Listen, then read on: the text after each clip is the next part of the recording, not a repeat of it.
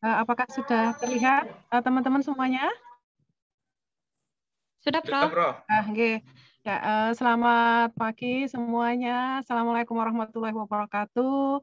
Terima kasih banyak ini Pak Afriaji yang sudah mengarahkan himpunan mahasiswa akuntansi Fakultas Ekonomi dan Sosial Universitas Islam Yogyakarta untuk menyelenggarakan kegiatan yang sangat positif ini. Terima kasih panitia sudah mengundang saya untuk bisa berbagi semangat di pagi ini, dan teman-teman mahasiswa semuanya yang sudah meluangkan waktu pagi-pagi gitu ya, dingin-dingin gini, enaknya tetap selimutan gitu ya, tapi ini meluangkan waktu untuk join di webinar ini. Temanya sangat keren gitu ya, temanya sangat seksi gitu ya. Gairahkan mahasiswa berinovasi dan produktif dengan karya ilmiah yang terpublikasi pada jurnal nasional. Oke, dari tema ini saya bisa mengambil 4 kata kunci. Pertama adalah berinovasi, kemudian produktif, yang ketiga adalah karya ilmiah terpublikasi, yang keempat adalah jurnal nasional. Oke, inovasi. Inovasi itu reka baru ya. Jadi ketika kita sudah memilih untuk berinovasi, maka kita harus sudah mempersiapkan perjuangannya. Jadi dalam inovasi itu ada perjuangan. Apa yang diperjuangkan? Yang diperjuangkan adalah hal-hal yang baru yang akan dihadirkan. Hal-hal baru yang dihadirkan melalui inovasi ini yang bisa membedakan antara mana atau yang pemimpin, mana yang pengekor gitu ya. Nah, satu hal yang selalu menyertai inovasi itu apa? Inovasi itu kehadirannya selalu disertai oleh hadirnya kemajuan teknologi. Jadi peran kemajuan teknologi itu sangat sangat besar dalam kita bisa berinovasi. Nah, berinovasi. Jadi satu kata aja, tapi itu maknanya dalam sekali. Jadi berinovasi itu berarti teman-teman sudah siap untuk melakukan proses.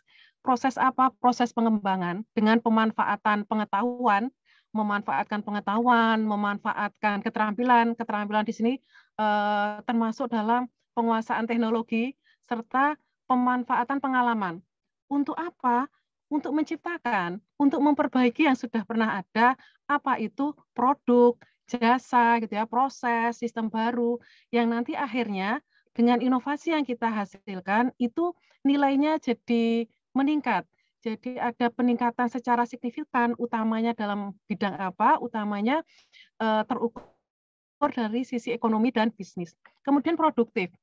Ya, produktif itu berarti kan tidak hanya satu kali berkarya berhenti ya, tetapi terus-menerus kita membiasakan diri, kita mengkondisikan diri secara rutin itu selalu berkarya gitu ya. Nah, kita bisa produktif itu dengan catatan ya, dengan catatan bahwa lingkungannya memang mendukung gitu ya. Apa itu? Terbangun budaya literasi.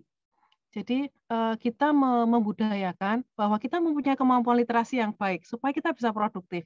Kemudian seperti yang tadi disampaikan oleh Pak Afriyadi bahwa teman-teman itu bisa nulis, syaratnya apa? Neliti, syaratnya riset ya, sehingga kita bisa produksi. Satu, kita punya budaya literasi yang baik. Yang kedua, kita punya tradisi riset yang baik. Jadi kita tuh membiasakan apa yang kita sampaikan ada dasarnya yang bisa kita pertanggungjawabkan. Apa itu by riset gitu ya.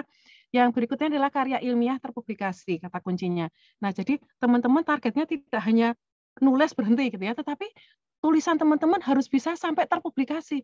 Jadi teman-teman submit ke suatu jurnal atau seminar atau media yang lain, kemudian di-review, teman-teman merevisi sampai akhirnya itu terpublish. Ya, sehingga apa yang ingin teman-teman sampaikan itu akhirnya memang dapat diakses oleh masyarakat secara umum secara online. Nah, ini di sini panitia sudah membatasi ya bahwa ini nanti targetnya akan submit di jurnal nasional. Nah, syukur-syukur yang internasional ya. Oke. Yang berikutnya. Nah, untuk itu kita perlu untuk memperhatikan aspek-aspek penting publikasi ilmiah pada jurnal nasional. Apa sajakah itu? Nah, pertama kali gini, kita pagi-pagi nih dipaksa untuk join Zoom webinar. Utamanya ngomongin apa sih? Ngomongin aktivitas menulis. Jadi apa benar menulis itu penting? Nah, jadi teman-teman bisa nanti searching gitu ya. Teman-teman ketiklah di mesin pencari why writing is important. Nah, dalam waktu yang sangat singkat, nggak nyampe 1 menit, ada sekitar 1,5 miliar dokumen yang bisa menjawab mengapa menulis itu penting. Ya, jadi kalau teman-teman nanti perhatikan di halaman awal itu ya, banyak hal yang teman-teman bisa mendapatkan ilham gitu, bisa mendapatkan inspirasi betapa pentingnya kemampuan untuk menulis dengan baik. Ya, jadi ada yang dari Forbes itu ya, ada yang dari Ohio University, ada yang dari Harvard, ada yang dari Time, ada yang dari jurnal internasional. Semuanya mengatakan bahwa kemampuan untuk menulis dengan baik itu sangat dibutuhkan. Entah di bidang bisnis, entah di bidang pendidikan, termasuk dalam melamar pekerjaan. Karena perusahaan-perusahaan ketika merekrut calon karyawan, salah satunya mensyaratkan kemampuan untuk menulis yang baik. Untuk apa? Supaya dia bisa menyampaikan informasi tentang perusahaannya ke masyarakat itu dengan benar. Jangan sampai yang diterima oleh masyarakat beda. Karena apa? Karena mungkin kemampuan grammarnya tidak bagus gitu ya. Tidak jelas ini mau ngomong apa, subjeknya yang mana ya, predikatnya yang mana ya, objeknya yang mana ya. Nah, oleh karena itu di sini disampaikan isu utamanya menulis ya. Menulis itu sangat penting teman-teman. Nah, ini nanti teman-teman bisa cermati bahwa kemampuan menulis itu dibutuhkan di semua bidangnya, termasuk dalam data scientist. Jadi untuk menjadi data scientist, jadi sekarang tuh banyak orang membicarakan tentang data science ya, ilmu data gitu ya. Jadi ini sekarang eranya era big data. Peran data science itu untuk mengelola big data itu sangat sangat sangat dibutuhkan pada saat ini dan masa yang akan datang. Data science itu apa? Data science itu adalah irisan dari 3 bidang ilmu, yaitu matematika statistik, informatika atau ilmu komputer, dan bidang ilmu di mana data itu di mana data yang dikelola itu bersumber gitu ya. Oke. Nah, sekarang teman-teman tuh apa benar punya kewajiban menulis gitu ya? Ya. Teman-teman ini stratanya S1 ya. Teman-teman itu ujung perjalanannya S1 itu apa sih? Skripsi. Ya, di mana skripsi itu bentuknya adalah penelitian gitu, sehingga teman-teman ujungnya itu diminta setelah skripsinya selesai membuat laporan penelitian skripsi. Nah, tadi Pak Alfriadi punya tawan bagus banget nih daripada nyusun skripsi gitu ya, dari bab 1, bab 2, bab 3, bab 4, kan nggak semua orang punya kemampuan menulis yang sedemikian luas ya, maka manfaatkan bahwa oh ternyata dengan publikasi di jurnal yang baik itu bisa dikonversi menjadi sebagai penggantinya skripsi tadi ya. Nah, pada tahun 2012 itu Kemendikbud pernah mengeluarkan surat edaran ya. Jadi bahwa mahasiswa S1, S2, S3 syarat lulusnya itu tidak hanya membuat laporan tugas akhirnya. Jadi kalau S1 tidak cukup hanya membuat laporan skripsi, kalau S2 tidak cukup hanya membuat laporan tesis, kalau S3 tidak cukup hanya membuat laporan disertasi gitu ya. Nah, tetapi apa? Tetapi juga disyaratkan selain itu adalah membuat makalah yang akhirnya terpublikasi di jurnal. Nah, kalau S1 di jurnal nasional, kalau S2, S3 di jurnal internasional yang bereputasi misalkan ya. Nah, namun setelah dievaluasi dinilai bahwa kewajiban mahasiswa menulis di jurnal nasional pada saat tahun 2012 itu eh, apa membebani mahasiswa begitu ya. Karena apa? Karena tidak banyak ternyata setelah dipaksa itu juga nggak banyak yang mampu menulis begitu ya. Dan di lain pihak adalah sesuatu yang dipaksa mungkin punya dampak yang tidak baik gitu ya. Nah, oleh karena itu di tahun 2019 Kemendikbud itu akhirnya menurunkan syaratnya. Mahasiswa akhirnya boleh tidak nulis jurnal gitu ya, tetapi tetap wajib nulis laporan skripsi. Tetapi laporan skripsinya itu harus diunggah di repositori perguruan tinggi yang diintegrasikan dengan portal repositori tugas akhir mahasiswa Kemendikbud. Jadi mau nulis laporan skripsi atau mau nulis jurnal itu intinya tetap aja bahwa mahasiswa punya kewajiban nulis. Oke. Nah, mahasiswa itu punya kewajiban nulis dan tulisannya harus bisa diakses secara online.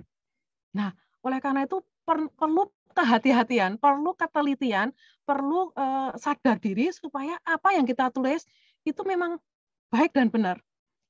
Mungkin pada saat ini teman-teman, udah yang penting nulis gitu.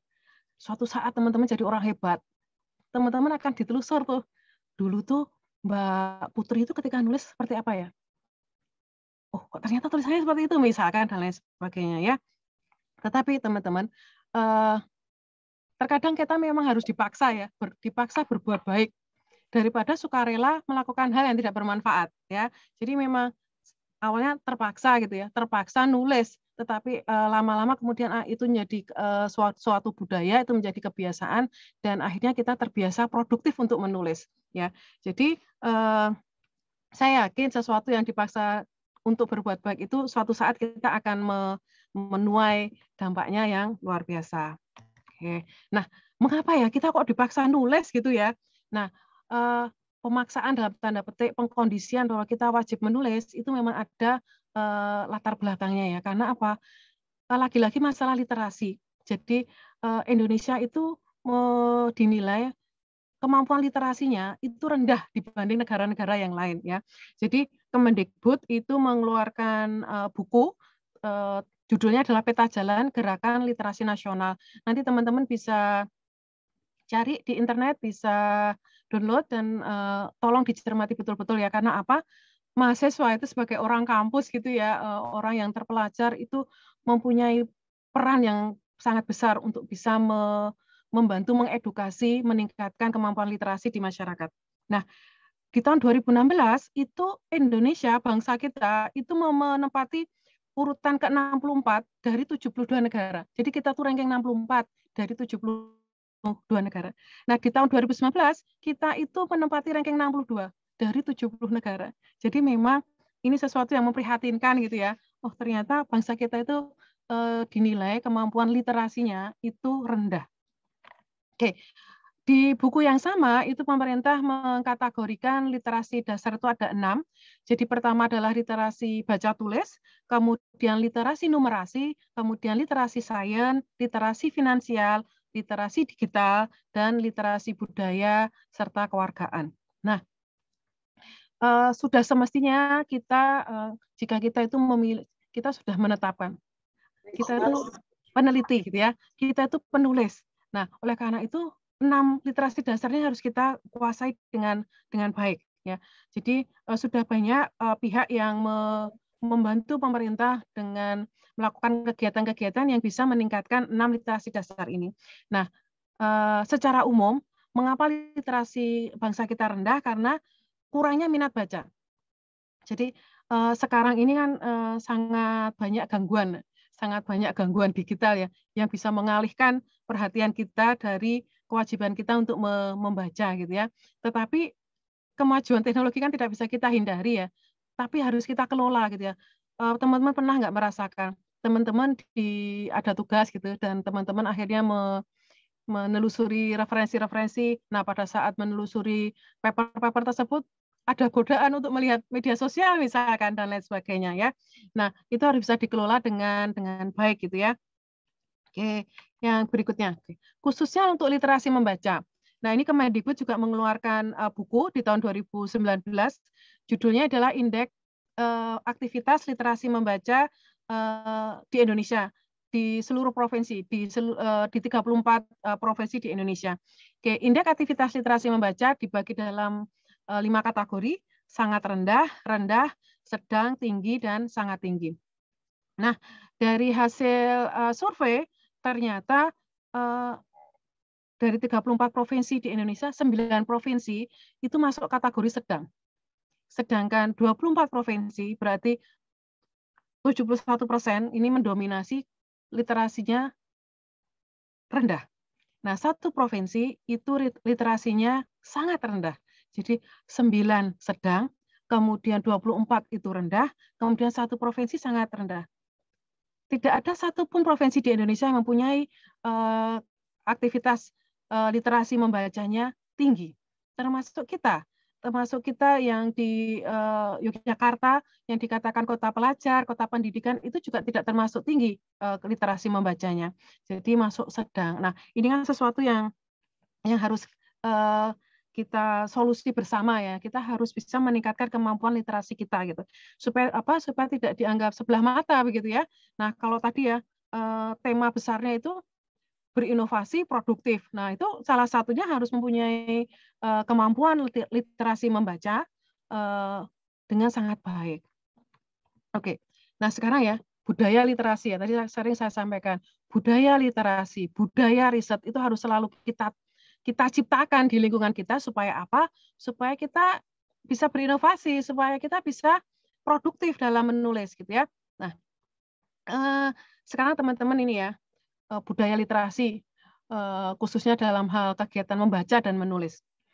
Kalau kita itu sudah mendeklar kita akan jadi peneliti, kita akan jadi penulis, maka mau nggak mau sepanjang hidup kita itu kita harus selalu membaca, harus selalu mau membaca, harus selalu mau menulis. Sekarang saya tanya, terakhir teman-teman baca apa? Yang dibaca apa? Sumber bacaannya dari mana? Manfaat apa yang bisa teman-teman petik dari membaca itu? Yang terakhir teman-teman baca, terinspirasi sesuatukah dari apa yang teman-teman baca? Apakah teman-teman menganggap itu bermanfaat atau ternyata yang dibaca itu adalah suatu kesia-siaan gitu karena bacaannya ternyata tidak begitu bagus, tidak begitu menarik. Kemudian terkait dengan menulis. Teman-teman terakhir nulis kapan? Terakhir nulis ngerjain UAS gitu ya. Nah, teman-teman terakhir nulis, hari ini sudah nulis atau belum? Nulis di mana? Update status misalkan, status di Facebook itu seberapa panjang kalimat yang teman-teman tuliskan di caption Facebook? Apakah teman-teman hanya mengetikkan emotikon aja? Emotikon cinta gitu ya, emotikon senyum gitu, ataukah hanya 1-2 kata gitu misalkan? Atau mungkin teman-teman ini eranya bukan eranya Facebook gitu ya, tetapi mungkin eranya Instagram, eranya TikTok gitu ya. Jadi yang basisnya adalah basisnya gambar, basisnya video, sehingga memang tidak dituntut untuk menulis yang panjang-panjang misalkan ya. Nah,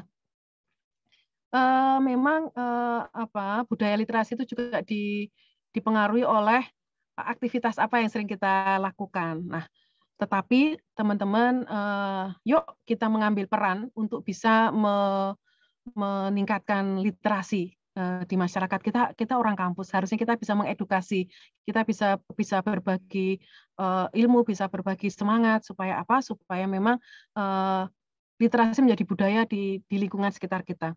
Nah, di Amikom itu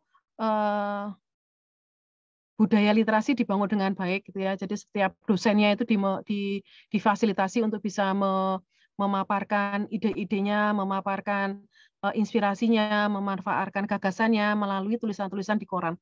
Kalau teman-teman lihat, hampir di setiap koran besar, di setiap harinya pasti ada dosen Amikom nulis di situ ya. Jadi kalau misalkan saya setiap Kamis itu muncul di Republika di kolom Lentera. Nah, terkait dengan literasi di sini saya membagi beberapa tulisan yang terkait pentingnya menciptakan budaya literasi. Ada gemar membaca, ada membaca masalah, ada literasi di era perang data digital ya. Ini saat ini adalah perangnya bukan perang fisik, perangnya adalah perang data digital. Jadi siapa yang punya data yang paling banyak, punya pengetahuan untuk mengelola data tersebut, nah dia punya amunisi yang paling besar. Nah, teman-teman semua, salah satu tips dan trik meningkatkan kemampuan literasi adalah dengan menulis dan membagikan. Jadi kalau teman-teman nulis, teman-teman membagikan tulisannya, dibaca orang, ada respon dari masyarakat, maka itu menjadi feedback ke kita supaya kita menjadi lebih mengkoreksi diri, kita bisa memacu diri supaya bisa menghadirkan sesuatu yang jauh lebih baik lagi. Nah, seperti yang tadi disampaikan oleh Mbak MC ya, jadi artikel-artikel koran yang sudah diterbitkan di beberapa surat kabar ini kemudian saya bukukan, saya beri serial gitu namanya Digital ISMI. Dan pada saat ini sudah pada di posisi Digital ISMI jilid ketiga. Nah, sebenarnya kita bisa memanfaatkan banyak kesempatan ya, tidak hanya di kelas, tidak hanya melalui webinar gitu, tetapi kita juga bisa berbagi semangat melalui buku. Ya, sekarang karya tulis ilmiah. Sesuatu yang ilmiah, maka harus dihasilkan dari suatu langkah-langkah yang ilmiah. Nah, karya tulis ilmiah itu apa? Nah, kalau di akademik berarti karya tulis ilmiah adalah laporan hasil penelitian hasil penelitian yang teman-teman lakukan untuk S1 berarti skripsi, S2 adalah tesis, S3 adalah disertasi. Kalau dosen berarti misalkan laporan penelitian hibah gitu ya yang didanai oleh pemerintah misalkan ya. Demikian juga tidak hanya sebatas laporan akhirnya saja, tetapi sebagian dari hasil penelitian itu kemudian teman-teman susun dalam bentuk makalah, kemudian disubmit, dipublikasikan di suatu jurnal, entah jurnal nasional, nasional terakreditasi, atau jurnal internasional bereputasi. Ya, jadi ada beberapa hal di sini yang saya share bahwa saya selalu mengajak bagaimana meneliti dengan baik yang akhirnya nanti berujung pada publikasi di suatu jurnal atau seminar yang bisa dipertanggungjawabkan di masyarakat. Oke, tadi menulis itu penting. Oke, berarti kita bisa menulis kalau kita meneliti. Jadi kalau kita tidak melakukan penelitian, apa yang mau kita tulis begitu ya? Jadi kalau teman-teman nih melakukan pencarian di Google gitu, why research is important gitu ya, dalam waktu nggak sampai 1 menit ada hampir 3,5 miliar dokumen, entah bentuknya buku, entah bentuknya artikel, entah bentuknya dokumen yang memberikan alasan mengapa penelitian itu penting dari sisi pandang yang berbeda-beda, tetapi intinya mereka sepakat bahwa penelitian itu penting gitu ya. Jadi bagaimana kita akan bisa berinovasi, bagaimana kita akan bisa produktif kalau kita punya budaya literasi yang baik dan kita punya tradisi riset yang baik. Oke. Banyak alasan mengapa orang meneliti, termasuk salah satu alasan orang meneliti itu ada yang mengatakan untuk nutrisi bagi otak. Ya, jadi suplemen otak supaya kita akan selalu sehat gitu ya pemikirannya, maka kita harus meneliti. Salah satu ada orang yang menyampaikan seperti itu. Dan kita perlu membudayakan riset untuk membuktikan pernyataan. Beberapa minggu yang lalu ada seorang dokter yang kemudian statement-nya viral gitu ya terkait dengan COVID. Nah, itu tidak akan jadi viral jika apa yang dikatakan itu ada basis risetnya gitu ya. Jadi tidak jadi liar, tidak jadi debatable. Jadi apapun yang kita sampaikan harus bisa kita pertanggungjawabkan. Bagaimana cara mempertanggungjawabkan karena itu hasilnya dari riset yang kita lakukan dengan baik. Ya. Khususnya untuk riset di akademis, riset yang di kampus itu sangat penting untuk dimulai dari mahasiswa S1. Jadi teman-teman mahasiswa S1 itu memang diharapkan mempunyai kemampuan untuk meneliti dengan baik ya. Ya. Jadi tadi ya kita harus memacu diri ya. Kalau misalkan syaratnya hanya laporan skripsi, ya jangan hanya laporan skripsi. Luaran dari penelitian kita, tetapi juga ada hak cipta misalkan, ada paper yang terpublikasi gitu ya, misalkan di jurnal nasional ataupun jurnal internasional. Nah, apakah itu sesuatu yang mustahil? Oh tidak, ada beberapa mahasiswa bimbingan saya di S1 yang dia sudah berhasil untuk mensubmit sebagian hasil penelitian skripsinya dipublish di jurnal terakreditasi maupun di seminar internasional yang bereputasi. Jadi itu sesuatu yang membanggakan ya. Jadi saya yakin itu akan sangat bermanfaat setelah dia lulus untuk bisa mendapatkan relasi yang lebih baik, untuk bisa meningkatkan keberlanjutan penelitiannya dan lain sebagainya.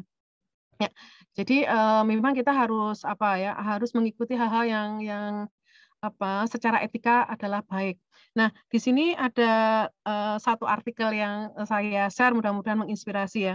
Saya mengutip surat Zumar ayat 18. Di sana dikatakan bahwa kita diciptakan oleh Yang Maha Kuasa dengan akal. Nah, kita termasuk makhluk yang berakal. Dengan makhluk berakal ini, maka kita diwajibkan untuk melakukan riset. Jadi memang sudah kewajiban kita melakukan riset. Ya, jadi di samping itu, riset itu menjadi salah satu bentuk kita untuk bersyukur. Bersyukur atas segala nikmat yang sudah Allah berikan kepada kita ya. Contohnya apa? Allah memberikan air yang jernih, air yang sehat di pegunungan sana dan bisa kita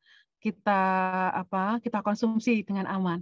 Nah, bagaimana caranya menjaga supaya itu terus seperti itu. Nah, itu kita perlu riset. Nah, sehingga riset itu salah satu cara menjaga segala karunia-Nya, dan sebagai salah satu bentuk bahwa kita sudah sangat banyak diberi anugerah oleh Allah. Nah, banyak hal yang mengatakan mengapa riset itu penting.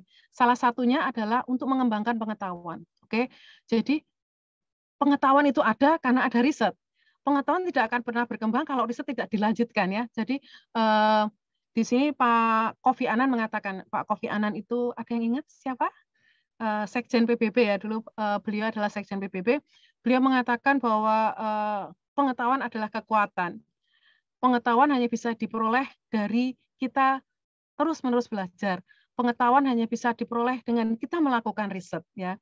Jadi ada salah satu artikel mengatakan ada 7 alasan mengapa riset itu penting. Salah satunya dikatakan yang pertama adalah riset itu sebagai alat untuk membangun pengetahuan dan sebagai memfasilitasi pembelajaran. Nah, oleh karena itu semangat untuk selalu bisa melakukan riset, semangat untuk selalu mengupdate kemampuan kita literasi, itu harus selalu kita hidupkan, harus kita selalu nyalakan baranya. Oke ya, pengetahuan itu adalah kekuatan dan pengetahuan itu hanya bisa dihasilkan dari riset. Nah, oleh karena itu, mengapa teman-teman perlu mengupload laporan penelitian di repository, mengapa perlu mempublish paper di jurnal yang punya akses online, supaya apa? Supaya teman-teman itu ilmu yang dibagikan oleh teman-teman bisa diakses secara luas oleh khalayak secara umum. Nah, kalau teman-teman sudah dapat pengetahuan dari riset yang teman-teman lakukan, jangan dipendam sendiri, jangan disimpan sendiri. Harus apa? Harus dibagikan ya. Jadi pengetahuan itu kekuatan, tetapi pengetahuan yang dibagikan itu kekuatan yang berlipat ganda dampaknya ya. Jadi multiplied. Jadi bagi teman-teman yang penggiat open source pasti kenal dengan Mas ini namanya Richard Stallman. Dia mengatakan bahwa berbagi pengetahuan itu kita memberikan sesuatu tanpa kita kehilangan sesuatu yang kita berikan tersebut. Nah, itulah indahnya berbagi pengetahuan. Nah, sama seperti yang kita lakukan saat ini ya, kita berbagi semangat, kita berbagi inspirasi, kita berbagi ilmu, istilahnya kita sedekah ilmu nih pagi-pagi. Nah, di masa pandemi ini kita nggak bisa ketemu secara langsung ya, kita bertemunya secara daring, via Zoom. Pagi kita Zoom, entar siang kita Zoom, entar sore Zoom, sampai malam lagi ya. Jadi untuk sedekah ilmu itu kita butuh ketahanan energi yang luar biasa. Kita butuh stamina yang bagus supaya supaya kita bisa selalu untuk bersedekah ilmu.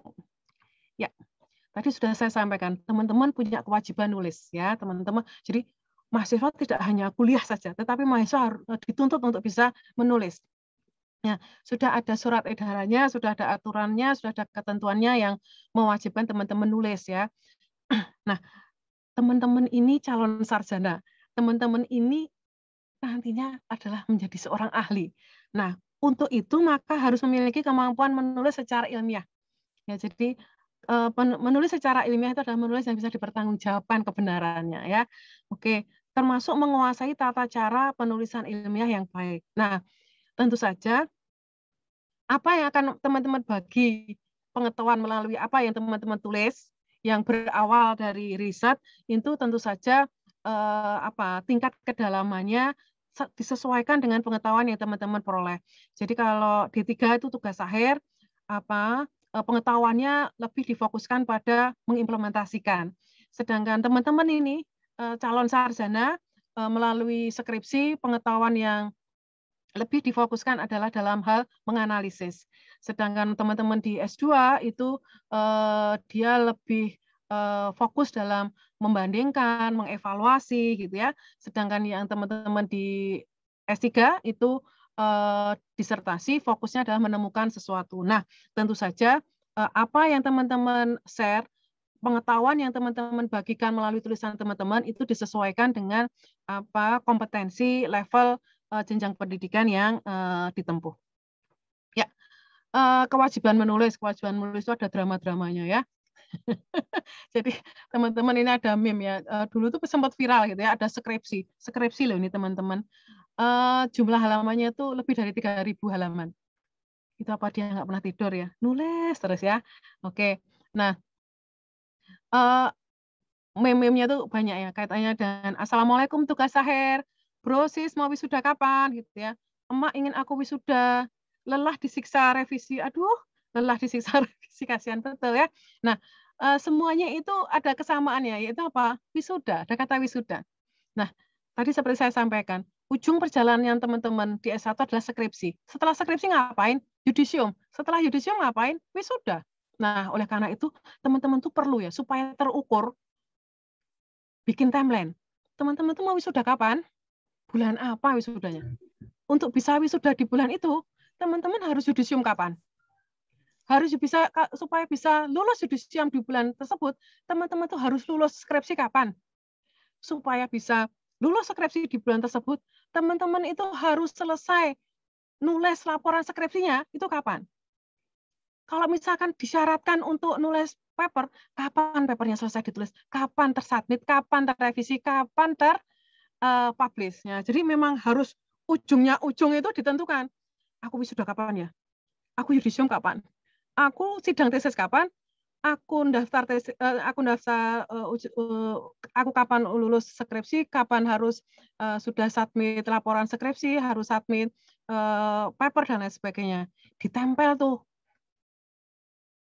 taruh di samping tempat tidurnya. Jadi noleh ke kanan lihat itu, noleh ke kiri lihat itu, lihat ke atas tuh lihat itu. Supaya apa? Supaya kita selalu diingatkan. Kalau kita nggak diingatkan, sibuk dengan apa hobinya gitu ya, sibuk dengan pekerjaannya, kadang itu kemudian terabaikan. Ya, di sini ada hierarki jenjang pendidikan, mulai dari jenjang pendidikan dasar hingga S3. Kalau di sekolah dasar itu kan kita ditargetkan untuk bisa mengingat ya. Jadi mengingat angka, mengingat huruf, mengingat perkalian, penambahan, pembagian, dan lain sebagainya. Nah, di sekolah menengah lebih meningkat lagi. Kita dituntut untuk bisa memahami, mengerti. Karena ada beberapa mata pelajaran yang sudah ada memperhatikan aspek ilmiah gitu ya. Kita sudah mulai dikenalkan dengan percobaan, sudah dikenalkan dengan aktivitas di laboratorium dan lain sebagainya. Nah, untuk yang D3 itu lebih ke implementasi, untuk yang S1 lebih ke analisis, untuk ke S2 untuk evaluasi atau membandingkan, yang ketiga S3 adalah yang terakhir adalah untuk menemukan sesuatu yang baru. Oke. Langkah penelitian. Jadi tadi kita bisa nulis kalau kita meneliti. Nah, bagaimana meneliti yang baik itu sudah banyak yang membahas. Ada 3,6 miliar lebih bagaimana meneliti dengan baik. Nah, secara umum pertama tentu saja teman-teman harus menentukan topik penelitiannya. Kemudian menelusuri pustaka-pustaka sejauh mana peneliti-peneliti sebelumnya sudah pernah meneliti hal tersebut. Mereka meneliti untuk masalah-masalah apa saja, metodenya apa saja yang digunakan, kelebihan-kelemahannya seperti apa berdasarkan hasil pengujian dan lain sebagainya. Yang berikutnya adalah metodologi penelitian. Bagaimana penelitian itu akan dilakukan, kemudian kita lakukan penelitian, kita melakukan penulisan. Nah, dari tahapan menentukan topik, melakukan literatur review, menentukan metodologi penelitian, melakukan proses penelitian, hingga menulis, itu mau nggak mau kita dituntut untuk selalu membaca. Kita harus dituntut mempunyai literasi membaca yang bagus. Ya, jadi itu harus teman-teman sadari. Jadi terkadang kita kaget gitu ya, di tengah kita meneliti belum selesai, oh ternyata sudah ada penelitian orang lain yang hasilnya jauh lebih bagus daripada apa yang dilakukan, yang kita lakukan. Nah, itu harus kita antisipasi sehingga harus ada penyesuaian-penyesuaian di penelitian yang kita lakukan. Nah, bagaimana meneliti sudah ada kerangkanya, bagaimana meneliti sudah ada framework-nya, teman-teman bisa cermati sesuai dengan bidang ilmu teman-teman, sesuai dengan topik teman-teman yang akan lakukan. Ya, literatur review. Oke. Literatur review itu kita menelusuri pustaka dalam bentuk paper, dalam bentuk jurnal, bukan dalam bentuk buku ya. Jadi kalau kita membaca buku itu kita mengulik secara teoritis. Tetapi kalau kita melakukan literatur review, goalnya itu adalah kita mengetahui perkembangan penelitian yang topiknya serupa dengan yang akan kita teliti. Mengapa penting literatur review itu penting? Pertama adalah memperdalam wawasan tentang masalah yang diteliti. Kita tuh harus kenal sama masalahnya. Kita tuh harus paham dengan masalahnya. Kita tuh harus tahu lingkup permasalahannya. Nah, yang kedua adalah mengetahui perkembangan hasil-hasil penelitian setopik yang sudah pernah ada. Jangan sampai kita tuh kaget-kaget. Oh, ada tuh yang neliti yang mirip dengan yang saya teliti. Nah, itu nggak boleh ya. Jadi kita harus teliti, kita harus cermat gitu ya dalam melakukan literatur review. Yang berikutnya apa? Kita jadi tahu posisinya.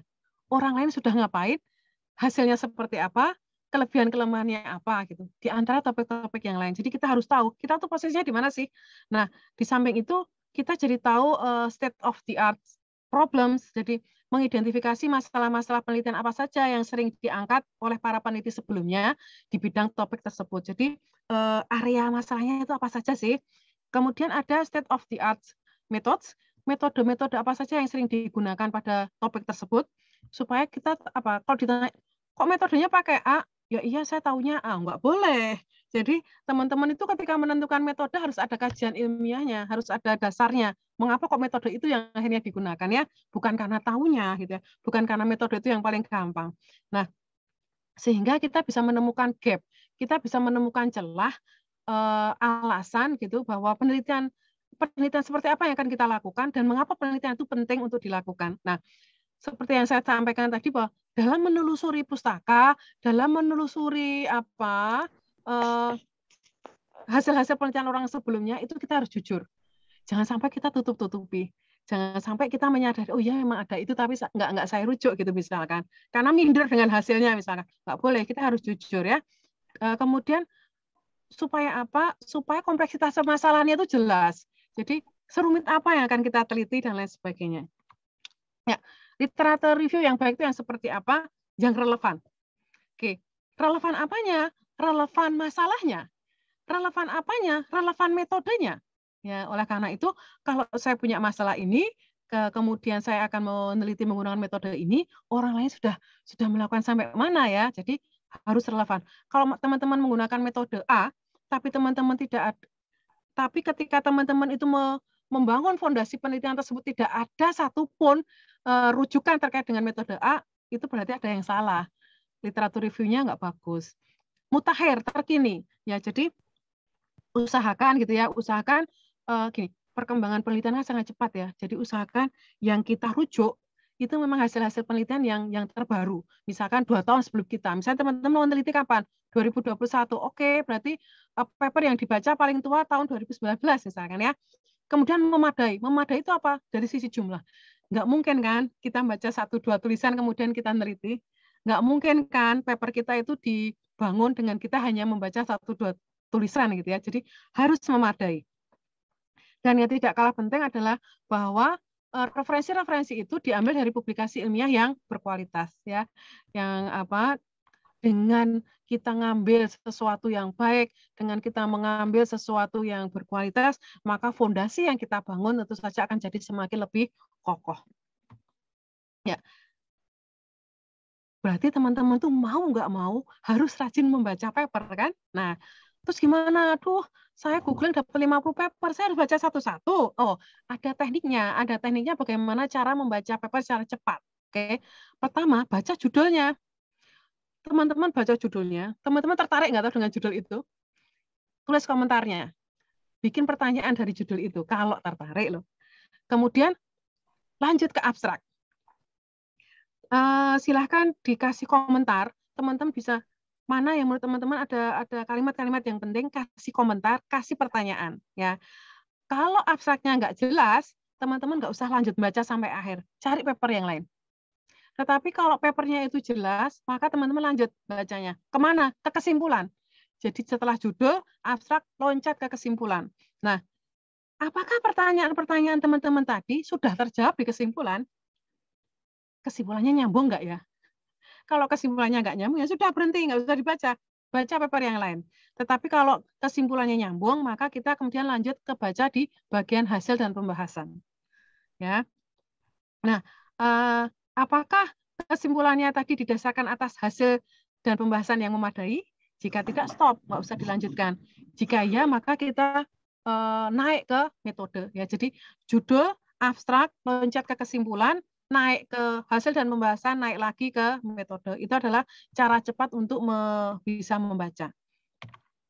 Oke, karya tulis ilmiah yang baik itu yang seperti apa? Nah, di sini saya share cuplikan dari buku yang dikeluarkan oleh LIPI, judulnya adalah Pedoman Karya Tulis Ilmiah. Nah, karya tulis ilmiah yang baik itu dikatakan pertama logis. Ya, jadi harus logis, harus bisa dirunut teorinya, gitu ya. Datanya memang data-data yang valid, gitu, objektif. Ya, kemudian sistematis, terstruktur, gitu ya. Andal itu karena ini bisa dipertanggungjawabkan, ini sudah teruji dengan skenario pengujian yang memadai, gitu ya, dengan skenario pengujian yang lengkap. Kemudian desainnya bagus, ini direncanakan dan dirancang dengan cermat, gitu ya, bahwa tulisan ini memang berawal dari penelitian yang baik, akumulatif. Nah, teman-teman nulis itu buat apa? Teman-teman nulis untuk berbagi ilmu, kan? Ya, jadi ilmu yang teman-teman bagikan itu berkontribusi. Kalau orang itu membaca tulisan teman-teman tertarik, terinspirasi untuk ingin melanjutkan penelitian teman-teman, berarti teman-teman itu paper yang ditulis itu bagus. Karena apa? Karena memancing orang untuk membaca sampai selesai, orang bisa mendapatkan sedekah ilmu untuk bisa melanjutkan penelitian teman-teman, berarti apa yang teman-teman tulis itu sudah efektif dan efisien dampaknya. Ya. Sekarang apa yang penting untuk diperhatikan sebelum teman-teman submit paper ke jurnal nasional? Pertama, tentukan teman-teman tuh jurnal yang ditargetkan mana sih? Jurnalnya apa yang mau disubmit papernya? Umumnya orang itu nulis dulu baru bingung ini mau tak submit kemana. Nah, idealnya adalah harus sudah ditetapkan dulu jurnal yang mau ditargetkan, jurnal yang mana ya. Jadi baru kemudian kita susun tulisan kita. Yang berikutnya adalah kualitas jurnal yang dituju. Nah, apakah jurnalnya itu dikelola dengan baik? Apakah jurnalnya itu terbit secara berkala, secara konsisten gitu? Apakah jurnalnya memberikan pedoman penulisan? Apakah kalau Mas submit ke situ memang direview dan lain sebagainya ya. Jadi pastikan bahwa jurnalnya itu berkualitas. Pastikan juga bahwa ada kesesuaian tema antara karya tulis ilmiah yang akan teman-teman tulis dengan jurnal yang dituju. Jangan sampai nanti yang teman-teman tulis itu enggak cocok temanya dengan jurnal yang akan dituju. Ya, yang berikutnya pastikan bahwa jurnal yang dituju itu terindeks dalam database. Ini sesuai dengan kebutuhan ya. Jadi misalnya gini, teman-teman nulis itu buat apa sih? Misalkan, oh ternyata teman-teman tuh nulis untuk dikonversi jadi skripsi. Ada syaratnya enggak supaya bisa dikonversi jadi skripsi? Oh ternyata harus terindeks di sini di OASJ misalkan, di Copernicus misalkan dan lain sebagainya. Dan pastikan bahwa jurnalnya itu masih aktif. Jangan sampai jurnalnya itu sudah tiarap lama gitu ya. Dan kemudian karena ada paper masuk kemudian terbit lagi. Kemudian bukan di jurnal yang diragukan. Pastikan juga bahwa jurnalnya itu ada versi online-nya. Jadi pada saat ini paper itu dikatakan salah satu penilaiannya bisa diakses secara mudah. Oleh karena itu pastikan bahwa jurnalnya itu menyediakan versi online. Kemudian pastikan bahwa karya tulis ilmiahnya sesuai dengan ruang lingkup jurnal yang dituju. Teman-teman orang akuntansi, nah kan nggak mungkin akan submit ke suatu jurnal yang punya bidang ilmunya orang teknik misalkan. Nah, jika ya teman-teman, jika teman-teman itu menulis disubmit langsung keterima, itu seharusnya bukan senang tapi sedih gitu ya. Berarti bisa jadi jurnalnya itu di satu sisi apakah makalahnya luar biasa bagusnya sehingga tidak ada revisi langsung keterima, atau memang jurnal itu tidak dikelola dengan baik. Ya, tidak dikelola dengan baik, jadi setiap paper yang dimasa submit kemudian akan diterbitkan, akan dipublish. Nah, itu perlu kehati-hatian teman-teman ya. Jadi mungkin pada saat ini senang aja, tapi suatu saat itu akan jadi bumerang bagi teman-teman sendiri ya. Jadi ketika kita sudah jadi orang yang punya posisi yang strategis, kita akan selalu cari itu dulunya gimana ya gitu. Ya, yang berikutnya adalah pelajari ketentuan penulisannya. Jurnal yang bagus, jurnal yang berkualitas harus menyediakan ketentuan penulisan. Jadi seperti apa atau sistematikanya, seperti apa ketentuannya di masing-masing subbabnya, apa saja yang harus dimuat, bagaimana cara menyajikan tabel, bagaimana cara menyajikan gambar, berapa persentase maksimal gambar yang boleh dalam satu makalah, berapa maksimal persentase tabel yang boleh dalam satu makalah, dan lain sebagainya. Jadi kalau teman-teman nulis tidak sesuai ketentuan, besar kemungkinannya kalau jurnal itu berkualitas langsung di-reject. Tetapi kalau ternyata tidak sesuai ketentuan kok diterima, itu malah harusnya curiga gitu ya. Jadi teman-teman mungkin bisa melihat ya, satu jurnal, beberapa paper, di mana setiap paper format penulisannya berbeda-beda, itu kan sesuatu yang aneh gitu ya. Pasti tidak dikelola dengan baik.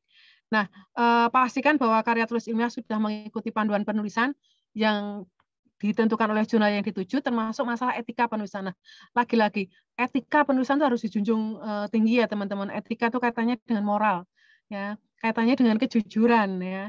Nah, nanti akan saya berikan contohnya. Kemudian pastikan bahwa bahasa Inggris dari karya tulis ilmiah di jurnal nasional di bagian abstraknya memang sudah betul. Oke.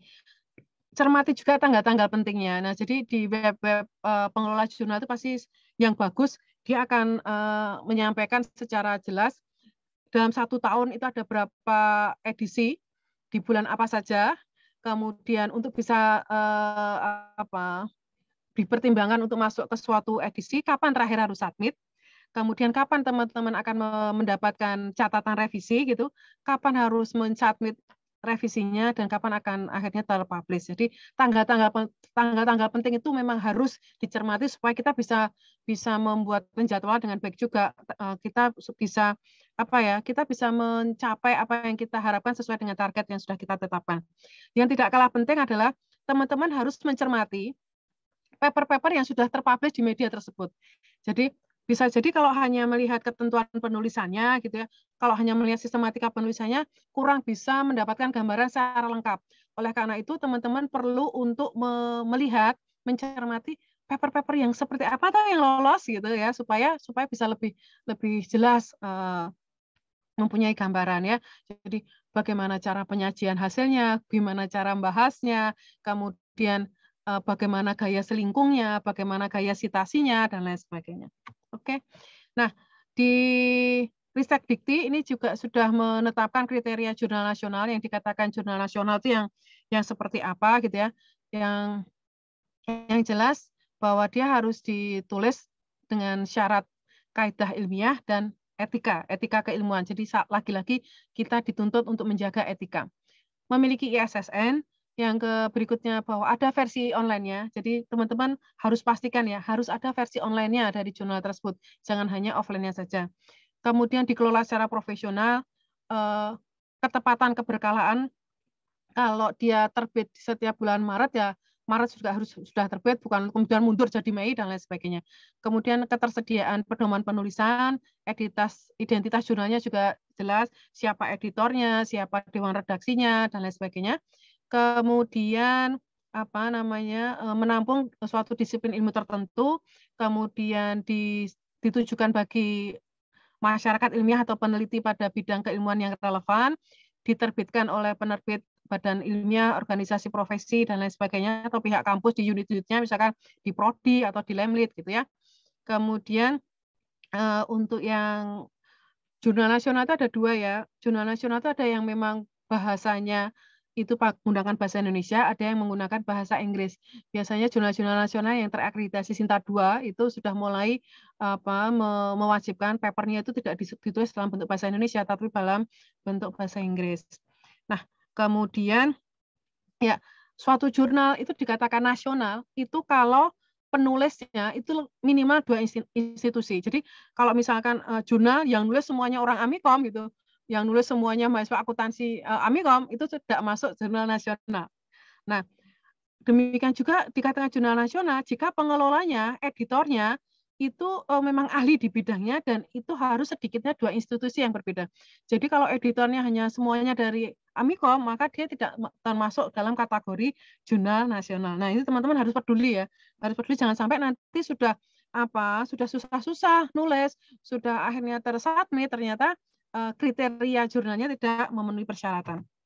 Ya. jurnal nasional tadi sempat saya singgung ya, ada jurnal nasional terakreditasi, ada yang tidak terakreditasi. Untuk yang terakreditasi itu ada Sinta 1, 2, 3, 4, 5 sampai Sinta 6 dan ada masa berlakunya status akreditasinya. Jadi itu perlu teman-teman ketahui. Nah, di sini supaya punya gambaran saya share daftar jurnal nasional ya teman-teman. Di sini saya share di portal Garuda. Jadi Garuda Ristekdikti Go.id. Kemudian di Sinta itu kalau teman-teman mau nyari jurnal khusus yang terakreditasi, kemudian di database jurnal ilmiah LIPI. Jadi ini ada tiga link yang teman-teman bisa gunakan untuk memilih jurnal yang akan teman-teman tuju. Ya, di portal Garuda teman-teman, di sini ada 12.653 jurnal nasional yang terdapat di dalam portal Garuda. Nah, teman-teman bisa telusuri ya. Teman-teman misalkan mau mencari jurnal akuntansi gitu ya. Nah, saya mencari nama jurnal yang memuat kata akuntansi gitu ya. Di situ ada 285 jurnal. Nah, tentu bisa jadi ada jurnal-jurnal akuntansi yang namanya memang tidak secara spesifik menyebutkan akuntansi. Nah, ini teman-teman bisa telusuri. Ya, ini dari portal Garuda. Oke, saya juga punya jurnal, saya mengelola jurnal namanya Jurnal Jenana Loka. Nah, besok September ini adalah terbit yang keempat. Nah, teman-teman bisa cermati juga. Nah, yang berikutnya teman-teman bisa melihat kalau teman-teman targetnya adalah Sinta terakreditasi gitu ya. Berarti teman-teman lihat di situs Sinta Ristekdikti ya. Di situ kalau tadi ada 12.000 sekian jurnal yang ada di portal Garuda. Nah, 5.990-nya itu terakreditasi. Nah, sisanya berarti yang belum terakreditasi ya. Nah, dari 5.990 yang sudah terakreditasi itu 169-nya itu jurnal akuntansi. Nah, nanti teman-teman bisa cermati. Jadi teman-teman targetnya apa sih? Jurnal nasional saja atau jurnal nasional yang terakreditasi? Kalau terakreditasi Sinta yang keberapa gitu ya? Itu teman-teman bisa pelajari. Yang berikutnya adalah jurnal-jurnal nasional yang masuk ke LIPI, ke database-nya LIPI. Nah, di sini ada sekitar 420.000 artikel. Jadi kalau ini artikel, kalau tadi kan jurnal, kalau ini artikelnya, papernya, makalahnya. Dan teman-teman bisa cermati ya, ternyata sebaran anggotanya. Jadi ini yang sangat membanggakan, ternyata mulai dari SLTA itu sudah jadi membernya database jurnal ilmiah LIPI ini. Nah, teman-teman ini harusnya yang S1 juga harusnya tergerak untuk bisa peduli untuk bisa meningkatkan literasi membacanya dengan menjadi member di jurnal ini. Nah, untuk yang akuntansi di sini ada banyak yang memuat kata akuntansi. Jadi kalau tadi ya yang portal Garuda dan yang Sinta itu terkait dengan jurnalnya, kalau ini di database jurnal ilmiah LIPI itu terkait dengan papernya. Ya, tadi kita katakan ya etika, harus menjunjung tinggi etika. Etika itu kaitannya dengan moral ya teman-teman. Kita harus bisa memilih mana yang baik, mana yang buruk begitu ya. Pertama terkait dengan kejujuran. Semua pernyataan, semua hasil pemikiran yang berasal dari peneliti lain, entah itu bentuknya kalimat, entah itu bentuknya rumus, entah itu bentuknya tabel, entah itu bentuknya gambar, itu harus disebutkan sitasinya, rujukannya. Kalau kita tidak menuliskan sitasinya, tidak menuliskan rujukannya, kita mengklaim itu adalah hasil pemikiran pribadi kita. Ya, jadi dan tidak disalin apa adanya ya, tetapi harus teman-teman parafrase. Kalau teman-teman hanya mengcopy kalimat aslinya, misalnya kemudian tidak diparafrase walaupun sudah dituliskan sitasinya, tetap nanti akan terkena plagiasi. Yang berikutnya terkait dengan kejujuran adalah tidak memanipulasi data, tidak ngubah-ngubah data, tidak nambah-nambah data. Ya, jadi jangan memanipulasi data. Yang berikutnya adalah bahwa etikanya selain kejujuran adalah tepat, teliti, cermat. Supaya apa? Supaya objektif. Supaya kita apa yang kita sampaikan itu objektif, kemudian up to date. Up to date itu bahwa yang kita sampaikan itu merupakan pengetahuan terbaru gitu ya. Jadi gini, teman-teman jangan sampai tutup mata gitu ya, kacamata kuda gitu. Kalau kita menemukan rujukan-rujukan yang itu terbaru dan itu memang sangat relevan dengan apa yang akan kita tulis, harusnya dirujuk. Supaya apa? Supaya kita jadi tahu posisinya gitu ya. Kemudian rasional, masuk akal. Oke. Kemudian reserve. Kita nggak boleh melebih-lebihkan ya. Jadi kadang ya, pernah nggak baca tulisan gitu, isinya adalah kelebihan-kelebihan. Jadi penulis itu mengklaim secara berlebihan apa yang dia hasilkan. Kita melakukan penelitian dalam waktu terbatas ya, tertentu 1 semester atau 2 semester. Sesempurna apa sih yang akan kita hasilkan? Pasti ada sisi lebihnya, ada sisi kurangnya, ada sisi kelemahannya. Nah, itu harus bisa disampaikan secara proporsional. Yang namanya kelebihan, yang namanya kelemahan, itu harus ada pembandingnya. Ya, jadi jangan seolah-olah klaim pribadi bahwa hasil penelitian saya punya kelebihan ini. Itu dibandingkan siapa gitu ya. Jadi harus ada pembandingnya. Kita harus secara proporsional, lugas, jujur, nggak boleh berlebih-lebihan. Nah, efektif dan efisien. Karya tulis ilmiah itu tadi kan ditulis dalam rangka untuk mendeliver pengetahuan, untuk berbagi pengetahuan. Nah, berbagi pengetahuan yang efektif dan efisien gitu ya. Jadi kalau apa yang ditangkap oleh pembaca itu seperti yang kita harapkan, berarti apa yang kita tulis itu memang sudah efektif dan efisien. Jadi kita sudah tepat sasaran gitu ya. Kita ingin menginspirasi sesuatu, yang membaca terinspirasi atau tidak. Jika iya, berarti memang yang kita tulis itu menarik, punya daya tarik yang tinggi. Yang berikutnya harus berlaku adil dan tidak bias. Ya, tidak ada keberpihakan gitu ya, tidak ada kepentingan gitu ya, bahwa di dalam penelitian itu memang harus independen, dan kita lagi-lagi kita harus menghargai hasil temuan orang lain sebelumnya, dan itu harus kita rujuk gitu ya. Relevan dengan kompetensi atau profesionalisme masing-masing. Oke. Kalau kita nulis, kita kan nggak sendirian ya, kita tim. Nah, penulis pertamanya itu harus sesuai bidang ilmunya. Misalkan, teman-teman orang akuntansi, menulis paper tentang akuntansi. Penulis pertamanya orang akuntansi atau bukan? Ternyata penulis pertamanya orang arsitektur misalkan. Nah, itu nggak bagus. Harusnya yang ditaruh di penulis pertamanya ya yang sesuai dengan bidang yang ditulis itu. Nah, begitu ya teman-teman. Oke. Nah, ini contoh-contoh pelanggaran etika penulisan karya ilmiah. Yang pertama adalah fabrikasi. Fabrikasi itu mengada-adakan data, membuat data fiktif, melebih-lebihkan data. Supaya apa? Supaya terkesan datanya banyak. Supaya terkesan datanya tercukupi. Itu nggak boleh. Ya. Kemudian yang kedua adalah falsifikasi. Falsifikasi itu ngubah data. Datanya dimanipulasi. Tujuannya untuk apa? Supaya terkesan berhasil penelitiannya. Terkesan kesimpulannya itu seperti sesuatu yang diinginkan. Terkesan hipotesanya itu terbukti. Tapi caranya dengan mengotak-atik data. Itu nggak boleh.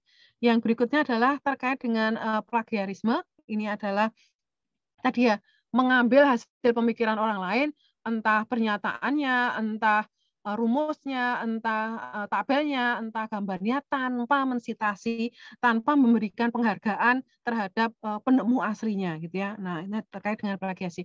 Sekali lagi terkait dengan plagiasi, teman-teman harus peduli untuk menyajikan dalam bentuk parafrase. Jadi tuangkan dalam bentuk kalimat kita sendiri, tetapi dengan maksud yang sama. Dan jangan lupa untuk menuliskan citasinya, ya.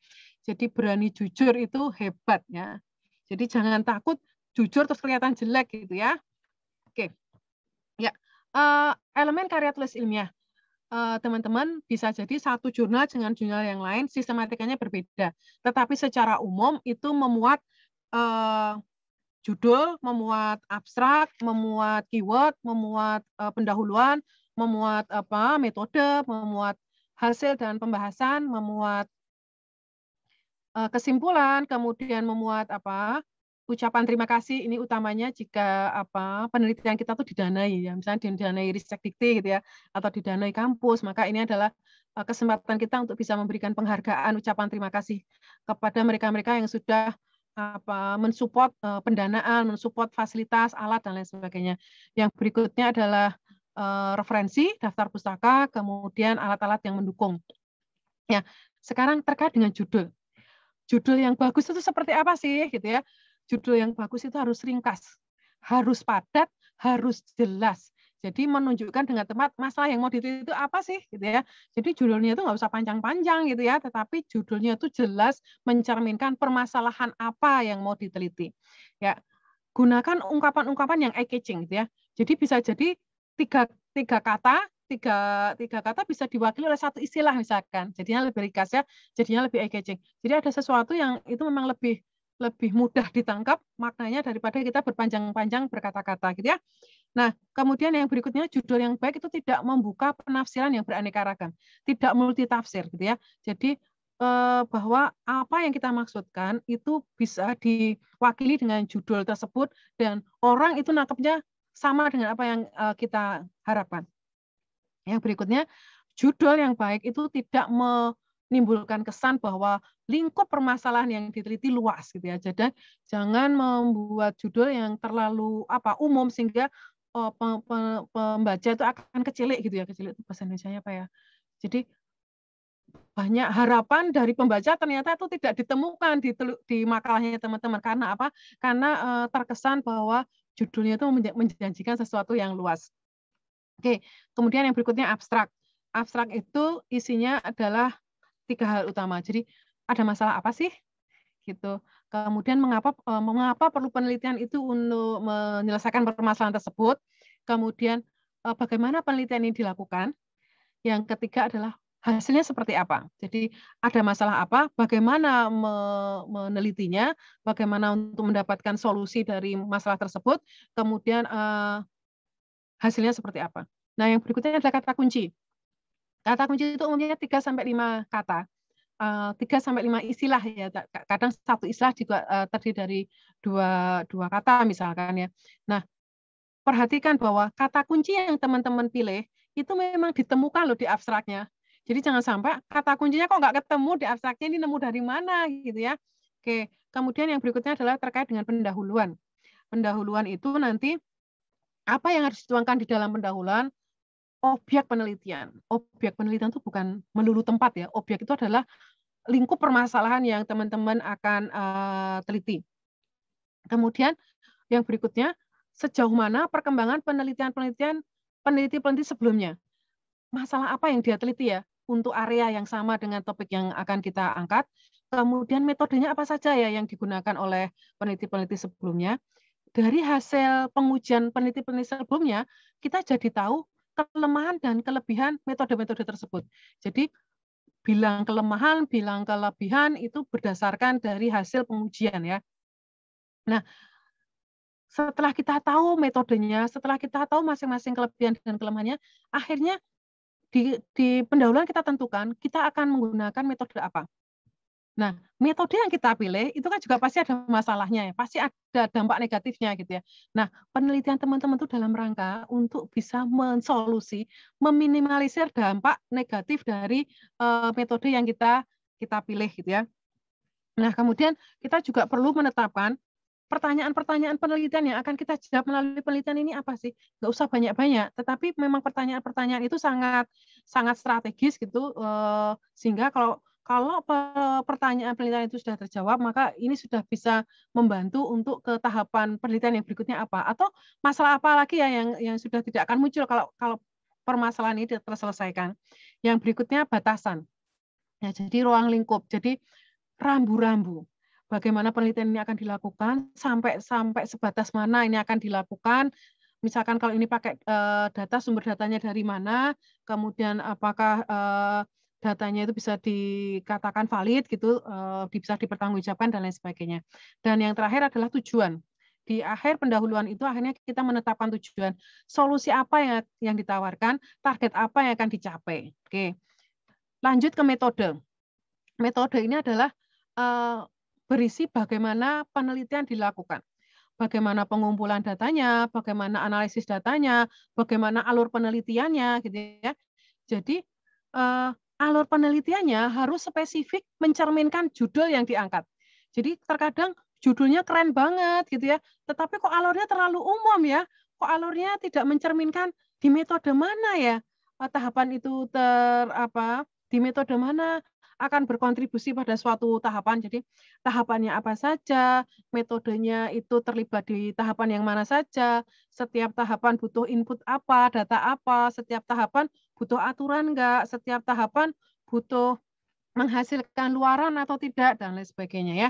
Yang berikutnya adalah ngujinya gimana. Oke, jadi kita itu kan dalam rangka jawab pertanyaan. Nah, pertanyaan kita sudah terjawab atau belum, kita melakukan pengujian. Nah, pengujiannya itu meliputi aspek apa saja, bagaimana mekanisme pengujiannya, bagaimana skenario pengujiannya misalkan ya. Nah, yang berikutnya hasil dan pembahasan. Hasil pengujian itu disajikan seperti apa. Kemudian hasil pengujiannya itu dianalisis seperti apa. Harus dibahas, harus didiskusikan. Dibahasnya harus ada dasar rujukannya. Jadi terkadang gini, hasilnya banyak, disampaikan dalam bentuk tabel, grafik, dan lain sebagainya. Tetapi sepertinya teman-teman langsung kehabisan energi. Data pengujian yang demikian banyaknya itu tidak pernah dibahas, tidak pernah dianalisis. Apa sih arti-arti angka yang ada di tabel itu? Apa sih hubungannya dengan grafik yang disajikan dan lain sebagainya ya? Nah, jadi sangat penting teman-teman untuk membahas. Jadi apapun yang tertuang di dalam makalah tersebut harus dibahas. Jangan sampai ada gambar, ada tabel yang dicuekin gitu. Ada aja gitu, tetapi nggak pernah dianalisis gitu. Mengapa itu ada di situ ya? Nah, yang berikutnya adalah kesimpulan. Oke, kesimpulannya jangan terlalu umum. Jadi terkadang hal yang dilakukan sudah bagus, tetapi kok kesimpulannya umum ya? Kesimpulan umum itu seperti ini. Saya pun bisa nulis hal yang sama tanpa saya harus melakukan penelitian itu. Saya cukup membaca jurnal, saya cukup membaca buku, saya bisa kok ngomong hal yang sama. Nah, itu harus dihindari. Sehingga demikian juga kesimpulan itu jangan terkesan asumsi pribadi penulisnya, jangan terkesan klaim pribadi si penulisnya ya. Jadi berhasil karena klaim pribadi, bukan, tapi karena hasil dari pembahasan hasil. Oke, kemudian bahwa ya tadi kesimpulan itu harus didasarkan atas hasil pengujian, hasil evaluasi, kemudian sampaikan juga temuan-temuan secara singkat yang itu sangat penting untuk diketahui oleh pembaca atau peneliti selanjutnya. Kemudian yang tidak kalah penting bahwa kesimpulan itu harus menjawab rumusan masalah. Di introduction, di pendahuluan tadi, bilang ada pertanyaan masalah apa, pertanyaan-pertanyaan penelitiannya apa yang mau dijawab. Nah, kesimpulannya itu harus bisa jawab itu. Oleh karena itu tadi saya bilang ya di apa namanya, bagaimana cara membaca cepat. Baca judulnya, baca abstraknya, nyambung nggak stop. Kalau nyambung tarik di kesimpulan. Kesimpulannya jawab nggak rumusannya. Kalau nggak selesai gitu ya. Oleh karena itu kesimpulan itu harus menjawab pertanyaan yang ditetapkan di pendahuluan. Nah, bagi jurnal-jurnal yang juga tidak hanya berhenti di kesimpulan, tetapi juga dia minta saran, maka sarannya harus juga didasarkan atas hasil pengujian ya. Jadi bisa dari kelemahan-kelemahan dari yang teridentifikasi di pengujian. Jadi untuk apa? Supaya kelemahan itu bisa ditindaklanjuti oleh peneliti yang berikutnya. Bisa juga ketika teman-teman meneliti, teman-teman punya pengalaman menghadapi kendala, menghadapi kesulitan, bagaimana teman-teman mensolusinya, itu juga bisa di-share di saran. Jadi supaya apa? Supaya orang itu tidak usah mengulangi kesalahan teman-teman, orang itu tidak usah mengalami kesulitan-kesulitan yang dialami oleh teman-teman gitu ya. Jadi sedekahkan itu gitu ya. Jangan, aduh kok enak aja ya, aku dulu pusing mosok. Nah, gitu ya. Nggak boleh. Jadi kita harus berbagi pengetahuan. Nah, kemudian ada temuan-temuan baru yang belum diteliti. Terkadang ketika kita meneliti, kita tuh menemukan hal-hal yang nggak kita sangka-sangka gitu ya. Oh, ketemu itu ya. Tetapi kalau itu juga ditangani, bisa jadi penelitiannya nggak selesai-selesai. Oleh karena itu, temuan-temuan yang belum kita tindak lanjuti bisa disedekahkan di saran. Jadi saran itu lebih ke berbagai kemungkinan arah penelitian selanjutnya. Oke, berikutnya adalah ucapan terima kasih. Tadi yang saya sampaikan, siapa yang mensupport gitu ya, entah dana, entah alat dan lain sebagainya. Kemudian daftar pustaka. Daftar pustaka atau referensi itu bukan daftar bacaan ya. Di referensi ada 50 artikel, tetapi yang disitasi di dalam makalah yang dirujuk kok cuma 10 gitu ya. Yang 40 kemana nih? Yang 40 misalnya teman-teman bilang, itu saya baca loh, tetapi digunakan enggak untuk membangun paper ini? Kalau enggak ya jangan tulis di referensi ya. Jadi semua yang ada di referensi harus dirujuk dalam makalah, semua sitasi yang ada di makalah harus ditemukan di daftar pustaka.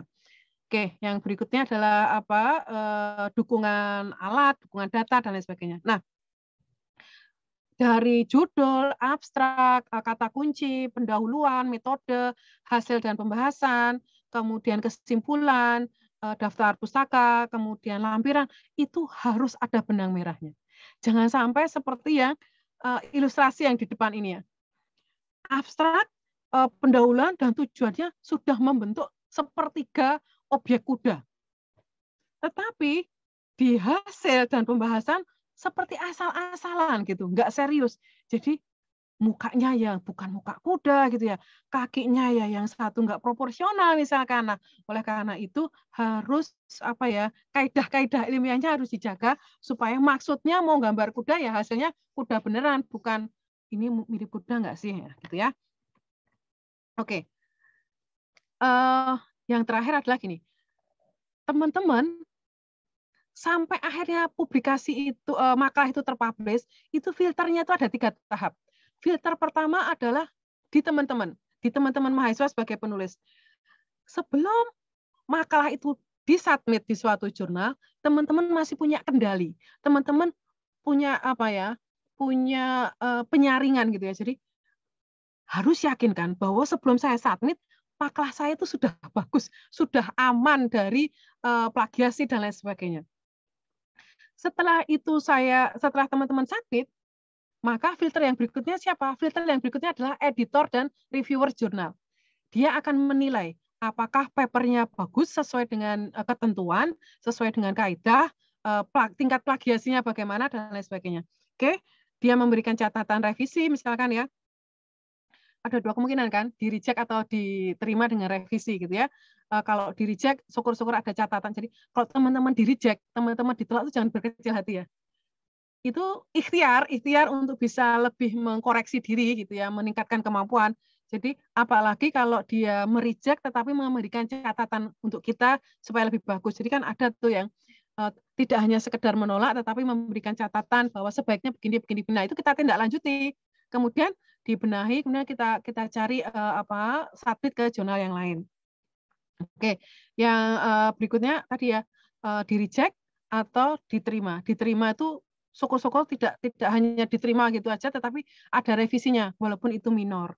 Nah, setelah kita penuhi revisinya, kemudian dinyatakan accepted, lolos, kemudian dipublish di suatu periode tertentu. Nah, kalau sudah publish, filternya ada di mana? Filternya ada di penilaian berikutnya. Teman-teman ini men-submit paper, mempublish paper di suatu jurnal, gunanya untuk apa? Oh, ini dalam rangka memenuhi syarat beasiswa misalkan. Oh, ini dalam rangka memenuhi syarat studi lanjut misalkan. Oh, ini dalam rangka memenuhi syarat dikonversi jadi skripsi misalkan. Nah, sehingga pihak-pihak itu yang jadi filter yang ketiga. Jadi sebelum disubmit itu filternya ada di teman-teman, setelah disubmit filternya ada di pengelola jurnal, setelah itu dipublish filternya ada di pihak yang berikutnya. Nah, yang dinilai apa? Umumnya yang dinilai ini ada 4 hal utama yang dinilai. Yang pertama itu adalah kelengkapan unsur dan kualitas penerbitan. Ini menempati persentase 30%. Ya, jadi syarat editorial board tadi ya, dikatakan nasional jika editorial board-nya minimal 2 institusi. Jika tidak, berarti coret ini, sudah nggak memenuhi syarat nasional. Yang berikutnya, syarat kontribusi penulis. Dikatakan nasional kalau penulisnya itu minimal institusinya lebih dari minimal sama dengan atau lebih dari 2. Jadi kalau misalkan satu jurnal ada 10 tulisan, ternyata semua penulisnya dari Amikom, berarti itu bukan memenuhi jurnal nasional ya. Dan teman-teman dibiasakan ya kalau nulis itu jangan sendirian ya. Kalau nulis itu tim ya. Jadi kalau nulis sendirian, apa iya sebuah penelitian itu dilakukan sendirian ya. Karena lagi-lagi tulisan ilmiah itu kan berawal dari riset. Apa iya risetnya sendirian gitu. Yang berikutnya adalah syarat konsistensi penulisan sesuai dengan petunjuk penulisan. Jadi yang sudah kita publish, makalahnya itu sesuai dengan petunjuk penulisan atau tidak. Sistematikanya sudah benar atau belum, dan lain sebagainya. Kalau sudah terpublish, saya sudah berhasil dong. Oh, jangan salah. ya. Jadi ini kan dinilai oleh pihak lain, ya. Jadi tadi ya, teman-teman tuh jangan senang kalau sekali submit langsung diterima gitu ya. Harusnya malah justru curiga gitu ya. Jadi siapa tahu akhirnya akhirnya nggak apa ya, manfaatnya tidak seperti yang kita harapkan gitu. Yang poin yang berikutnya adalah kelengkapan dan kesesuaian unsur isi jurnal. Jadi sistematikanya sesuai gitu ya. Kemudian antara judul, pendahuluan, metode, hasil, dan kesimpulan nyambung. Kalau nggak nyambung tadi, maksud hati mau gambar kuda, tapi ternyata hanya ekor sama kaki belakangnya aja yang kayak kuda. Tetapi badan, kemudian kepala, dan kaki depannya tidak menyerupai kuda misalkan. Nah, itu teman-teman harus perhatikan. Judulnya, pendahuluannya, metode, hasil, dan kesimpulannya harus nyambung. Yang berikutnya adalah kecukupan dan kemutakhiran data atau informasi serta metodologi. Pertama adalah kemutakhiran data dan daftar pustaka.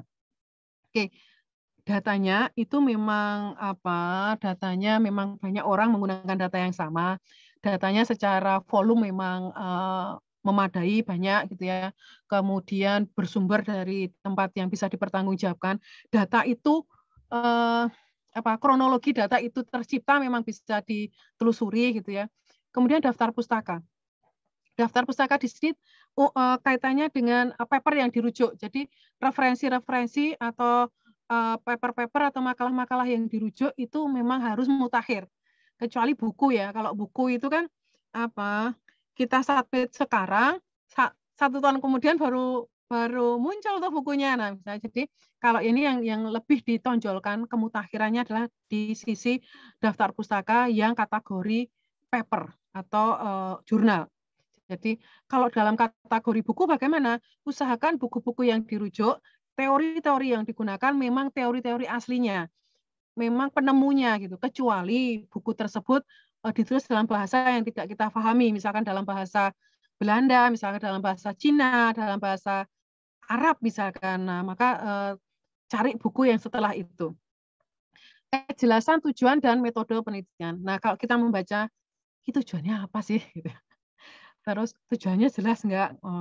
Ternyata tujuannya nggak jelas gitu ya. Terus metode penelitiannya gimana gitu ya? Alurnya bisa diikuti nggak gitu? Bagaimana penelitian dilakukan? Jelas nggak gitu dan lain sebagainya. Kemudian kebaruan, nah inovasi. Nah itu tadi seperti salah satu kata kunci yang ada di tema kita ya, inovasi. Jadi hal baru apa sih gitu ya yang kita dapatkan setelah membaca tulisan teman-teman? Peningkatan apa sih gitu. Siapa tahu itu sudah hal yang biasa, orang juga udah banyak nulis itu gitu ya. Jadi keunikannya ada di mana? Yang terakhir adalah ruang lingkup dan kedalaman pembahasan. Jadi pertama memang sesuai dengan bidang ilmu penulis. Jadi tadi ya misalkan kalau utamanya kalau tim ya penulis pertamanya memang sesuai dengan bidang yang ditulis, kemudian jumlah rujukan yang digunakan dalam pembahasan. Ketika teman-teman mendapatkan hasil kan harus dibahas tuh. Nah, ketika membahas itu harus berbasiskan hasil-hasil penelitian yang sebelumnya supaya apa? Supaya kita bisa mengidentifikasi kelebihan dan kelemahan secara proporsional, tidak berlebih-lebihan gitu ya. Oke. Ya, secara umum publikasi ilmiah yang baik tingkat plagiasinya kurang dari 20%. Jadi, teman-teman sebelum submit teman-teman harus cek dulu ya. Berapa tingkat plagiasinya? Ya, jadi usahakan kurang dari 20%. Jadi apapun yang akan teman-teman submit ya, entah laporan skripsi, entah makalah, itu harus teman-teman peduli gitu. Bahwa kalau ternyata masih lebih dari 20 gimana? Cek bagian-bagian mana yang itu plagiasi. Kemudian disajikan dalam bentuk parafrase. Parafrase itu apa? Parafrase itu tadi menggunakan kalimat kita, tetapi dengan maksud yang sama. Jadi kita membuat kalimat sendiri dengan maksud yang sama, tetapi tetap jangan diklaim itu adalah pendapat kita, tetapi tetap harus menuliskan rujukannya. Ada peningkatan dari publikasi sebelumnya. Nah itu, inovasinya dari mana sih? Gitu ya. Jadi harus ada peningkatan walaupun minor. Karena apa? Karena hal baru itu yang harus selalu dihadirkan ketika kita mengklaim bahwa kita berinovasi. Harus berdampak.